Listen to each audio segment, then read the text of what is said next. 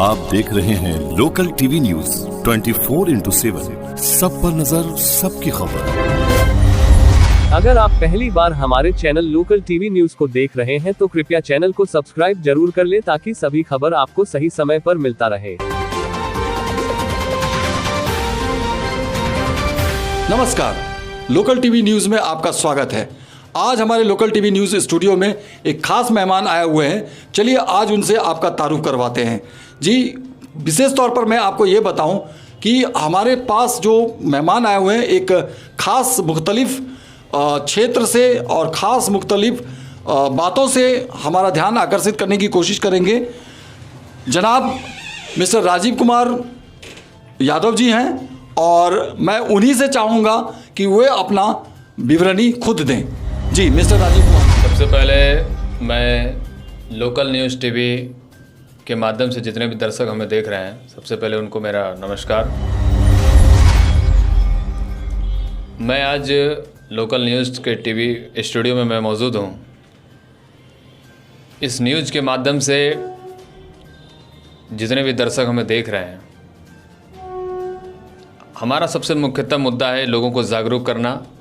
और जो मुद्दा है वो मुद्दा है भारतीय सेना में अहिर रेजिमेंट का गठन, यानी कि उसको मांग आप कह लीजिए, इस पर हमारी मुद्दा है। अगर आप देखें कि हमारी जो मांगे हैं भारतीय सेना में अहिर रेजिमेंट की मांग को लेकर, तो अहिर रेजिमेंट है क्या, अहिर रेजिमेंट से क्या ताल्लुक़ है, भारतीय सेना को अहिर रेजिमेंट में क्या ताल्लुक़ है, मैं बताना चाहता हूँ। वो दिन था सन 1962 का, जिसमें पूर्वी लद्दाख के रेजांगला में 17,000 फीट की ऊंचाई पर 13वीं कुमाऊं अहिर जवान मोर्चा संभालते, जिसमें चीनी हमला कर देता है। और जिस तरह से हमला किया उसमें 120 जवानों वाली जाती है और बहादुरी व वीर गाथा सदा के लिए अमर हो गई थी, जिसमें मेजर शैतान सिंह के नेतृत्व में 13वीं कुमाऊं के चार्ली कंपनी के चीन के सैकड़ों जवानों ने छठी का दूध याद दिला दिया था। मैं बताना चाहता हूं कि 117 जवान जो मातृभूमि के लिए लड़ते हुए शहीद हो गए। हथियार उस समय इस्तेमाल नहीं किए जाते थे। जी, अगर हम बात करें 1857 क्रांति की, तो 1857 की क्रांति की बात करें या फिर हम दूसरे विश्व युद्ध की बात करें, तो इसमें यदुवंशी शौर्य किसी परिचय का मोहताज नहीं, जिसमें यादवों का अहम भूमिका रहा है। भारत आज़ाद होने से लेकर के अभी तक की शेड्यूल अगर देखी जाए, उसके पराक्रम को अगर देखा जाए, उसके गुणगानों को अगर देखा जाए, तो सबसे ज़्यादा हमारे भारतीय जवान के अहिर बिरादरी के लोग शहीद हुए हैं, अपनी शहादत को दिए हैं भारतीय सेना भारत की रक्षा करने में।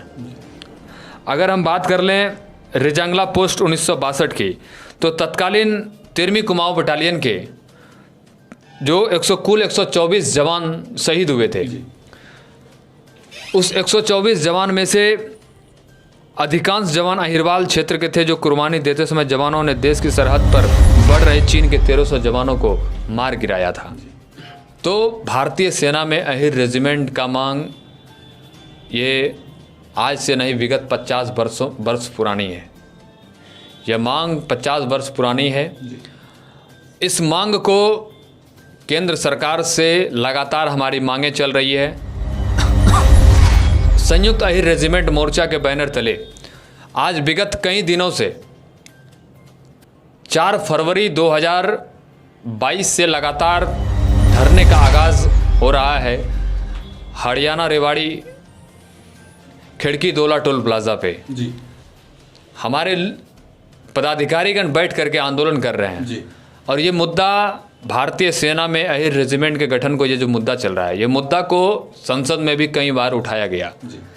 कांग्रेस के सांसद तिपेश सिंह हुड्डा जी ने भी इस मामले को उठाया है, गहन में लिया है। बिहार के पूर्व राज्यपाल सत्यपाल मलिक ने भी इस मुद्दे को उठाया है, सत्यपाल मलिक जी ने भी। तो ये मांग जायज़ है। यादवों में जो ये शौर्य पराक्रम की बातें चल रही है, ये जायज़, बिल्कुल ये मांग जो है बिल्कुल जायज़ है। ये मांग आज का नहीं है। इसमें यादवों का जो पराक्रम रहा है जिसको हम अहिर बिरादरी कहते हैं, जी राव साहब भी कहते हैं, जी लेकिन अहिर सबसे ज़्यादा जाना जाता है। तो ये मुद्दा हमारा केंद्र सरकार से मांग करता हूँ और इसी मुद्दे को लेकर मैं बिहार में इसकी जंग छिड़ा हूँ जी और पूरे बिहार में इसकी जंग का ऐलान किया हूँ कि भागलपुर से आगामी दिनांक 8 मई 2022 को जी। प्रातः सुबह 10 बजे से जी भागलपुर स्टेशन चौक से लेकर के हमारा पटना तक का पद यात्रा होगा। जी इस पद यात्रा में जो आपके टीवी चैनल के माध्यम जो हमें देख रहे हैं, जी। जो भागलपुर ज़िले के अहिर बिरादरी के लोग हैं या और भी समाज के लोग हैं, जी। मैं सभी समाज की बात कर रहा हूँ, सिर्फ अहिर समाज की नहीं, सभी समाज की बात कर रहा हूँ। मैं सभी समाज के लोगों से मैं ये कहना चाहता हूँ, इस लड़ाई में आप हमारा साथ दें।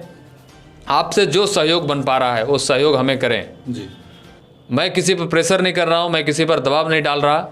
मैं ये कह रहा हूँ कि मुझे सिर्फ सहयोग करें और मैं भागलपुर के जितने भी तमाम बड़े रैंक के अधिकारीगण हैं, मैं उनसे भी कहूँगा कि वो हमें कोऑपरेट करें। इस लड़ाई में हमारा पटना जाने तक हमारा साथ दें। जो हमारा पद यात्रा है वो हमारा सफल हो। ये लगातार 8 मई को मैं जब निकलूँगा यहाँ से पद यात्रा के लिए, तो जो हमारा रूट मैप होगा, मैं रूट मैप भी जारी कर दे रहा हूँ। कुछ लोगों का ये मानना था कि रूट मैप भी जारी कर दें, तो रूट मैप मैं बताना चाहता हूँ। भागलपुर स्टेशन चौक से जी अकबर नगर, नाथनगर, सुल्तानगंज, मुंगेर, आगे मुंगेर है, लखीसराय है, बरियारपुर, ये होते हुए जी जी मैं पटना तक का रुख करूँगा जी और पटना के गर्दनी बाग धरना स्थल पर ये समाप्ति होगी इसकी। और समाप्ति के तत्पश्चात सिर्फ ये पैदल यात्रा तक ही नहीं रुकेगी, आगे लड़ाई हमारी जारी रहेगी। और ये लड़ाई तब तक जारी रहेगी जब तक भारतीय सेना में अहिर रेजिमेंट की गठन नहीं हो जाती है। ये मांग हमारी आज से नहीं, ये मांग बहुत पुरानी है और ये मांग हक के लिए मैं अपना लड़ूंगा। अहिर रेजिमेंट हक है, हमारा है, तो ये मैं हक अपने हक के लिए लड़ रहा हूँ।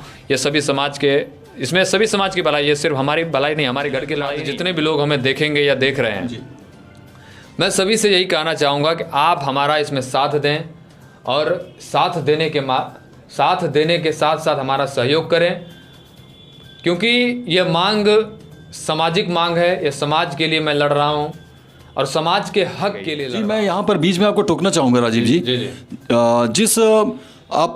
जिस मंच से आप आगे बढ़ने की कोशिश कर रहे हैं, और चलिए आपने एक बात कही कि अहिर संघर्ष समिति जो आपकी है, जिसके माध्यम से आप संयुक्त अहिर रेजिमेंट मोर्चा के जो तत्वाधान से आप उस बैनर तले समाज को यह बताने की कोशिश कर रहे हैं कि अहिर रेजिमेंट ने हमारे इतिहास में एक बहुत अमूल, उन्होंने अंग से महत्वपूर्ण ढंग से उन्होंने एक लड़ाई लड़ी थी। सन 1962 की लड़ाई में इनका एक बहुत बड़ा योगदान था, जिसमें मेजर शैतान सिंह के माध्यम से एक बड़ी संघर्ष लड़ी गई थी और सैकड़ों चीनियों को उन्होंने पीछे खदेड़ा था। आपकी मांग जायज़ है, मैं जानना चाहूँगा। देखिए, ये मांग हमारी नहीं है, ये मांग पूरे देश के लिए है। ये पूरे देश भर के युवाओं का मांग है। ये मांग सिर्फ पर्सनल हमारी नहीं है, व्यक्तिगत ये मुद्दा नहीं है।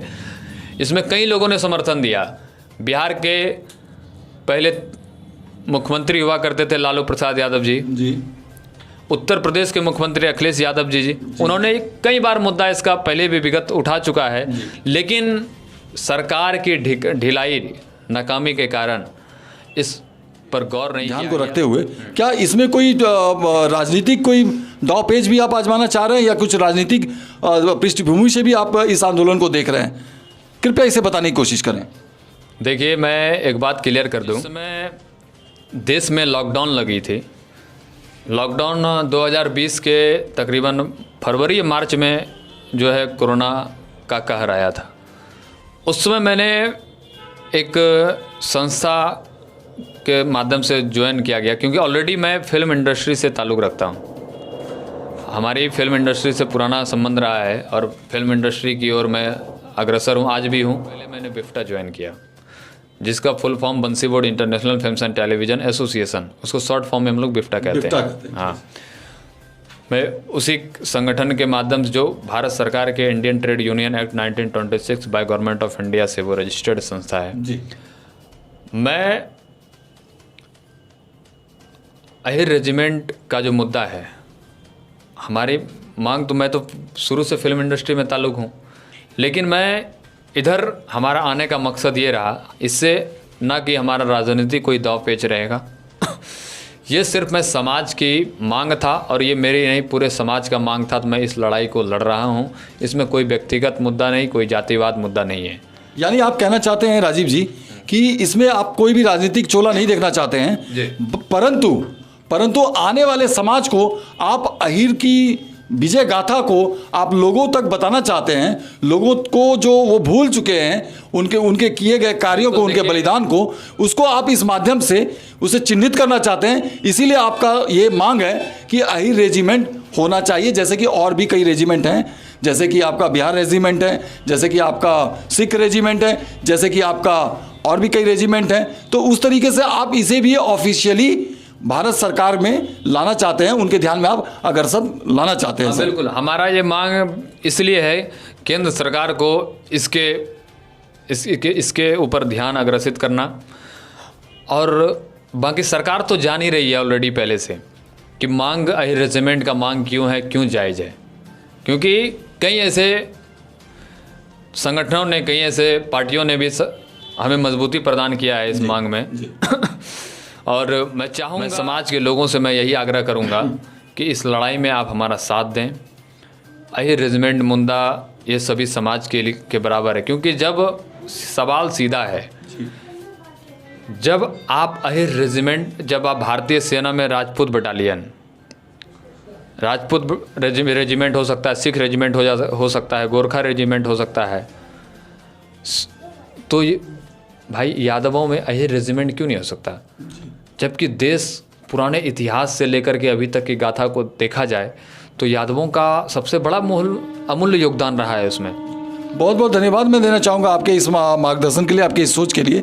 लेकिन मैं यहाँ पे आपसे इस आंदोलन को आपकी कब शुरू कर रहे हैं और कैसे शुरू कर रहे हैं, इसकी ज़रा रूपरेखा हमारे दर्शकों तक बताएं तो ये बहुत अच्छा होगा। जी राजीव जी। देखिए, मैं यह भारतीय सेना में रेजिमेंट की मांग को लेकर बिहार के भागलपुर ज़िले से मैं इसका आगाज़ करूंगा, और यह आगाज़ भागलपुर ज़िले के स्टेशन चौक, रेलवे स्टेशन जो रोड है, चौराहे पर मल्यार्पण संविधान के निर्माता बाबा साहेब डॉक्टर भीमराव अंबेडकर जी की प्रतिमा पर मल्यार्पण करूंगा और बाबा साहेब का आशीर्वाद लूँगा, और यहाँ से मैं इसकी रुख करूँगा, पद यात्रा यहीं से मैं शुरुआत करूँगा और मैं पटना कुछ करूँगा। धन्यवाद जी। जाते जाते राजीव जी, मैं आपसे एक चंद सवाल करना चाहूँगा। आप हमारे दर्शकों को ये बताने की कोशिश करें, इस आंदोलन के माध्यम से, इस संयुक्त अहिर रेजिमेंट संघर्ष समिति के माध्यम से आप हमारे राज्य एवं राज्य के साथ साथ आप हमारे राष्ट्र को क्या संदेश देना चाहेंगे? देखिए, राष्ट्र को मैं ये संदेश दूंगा कि ये लड़ाई अभी जारी रहेगा, और ये लड़ाई यहाँ तक ही नहीं रहेगा। जब मैं 10 मई को जब मैं वृक्षारोपण गर्दनी बाग में कर दूंगा, इसके बाद मैं बिहार के 38 ज़िले में, प्रत्येक ज़िले में इसका ज़िला वाइज इसका बाइक रैलियाँ निकालूंगा, और बाइक रैलियाँ निकाल करके ज़िले के तमाम जिलाधिकारी महोदय को मैं इसका ज्ञापन सौंपूंगा, और जिलाधिकारी महोदय को ज्ञापन सौंपने के माध्यम, उसका एक जरिया, ज्ञापन सौंपने का माध्यम है कि एक जरिया, उनके माध्यम से मैं केंद्र सरकार से मांग करूंगा कि अहिर रेजिमेंट का गठन हो और हमारी मांगें पूरी हो, और साथ ही साथ ये मांगे, आंदोलन ये तब तक चलता रहेगा जब तक हमारा गठन अहिर रेजिमेंट का हो नहीं जाता। और दूसरी बात कि ये रेजिमेंट सिर्फ यहाँ तक ही नहीं, इसके आगे 23 सितंबर को पूरे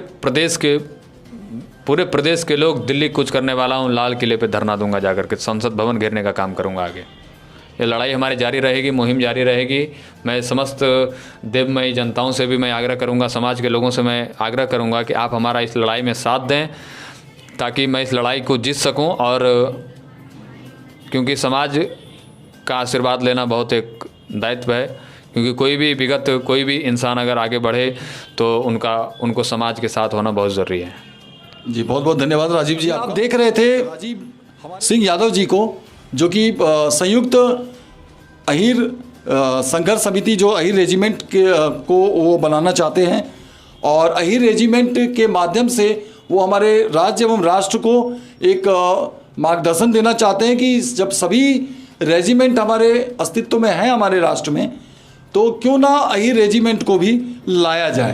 तो आपने अभी तक सुना उनकी बातों को, वो किस तरीके से अपने मंच के माध्यम से, अपने साथियों के माध्यम से हमारे विगत अगले 8 तारीख को स्टेशन चौक वो माल्यार्पण करेंगे हमारे संविधान भीमराव अंबेडकर जी को, और उसके बाद वो अपना पैदल यात्रा आरंभ करेंगे। उन्होंने अपना रोड मैप भी जारी कर दिया है। बहुत ही शांतिमय तरीके से वह राष्ट्र को तक पटना तक पहुंचेंगे और राष्ट्र को अपने संबंध में बताएंगे और अपनी महत्वाकांक्षा या उनकी कोई भी जो इच्छा है राष्ट्र तक बताने की कोशिश करेंगे। बहुत बहुत धन्यवाद। आप बने रहे हमारे लोकल टीवी न्यूज़ 24x7 पर। सब पे नज़र, सबकी खबर। बहुत बहुत धन्यवाद जी।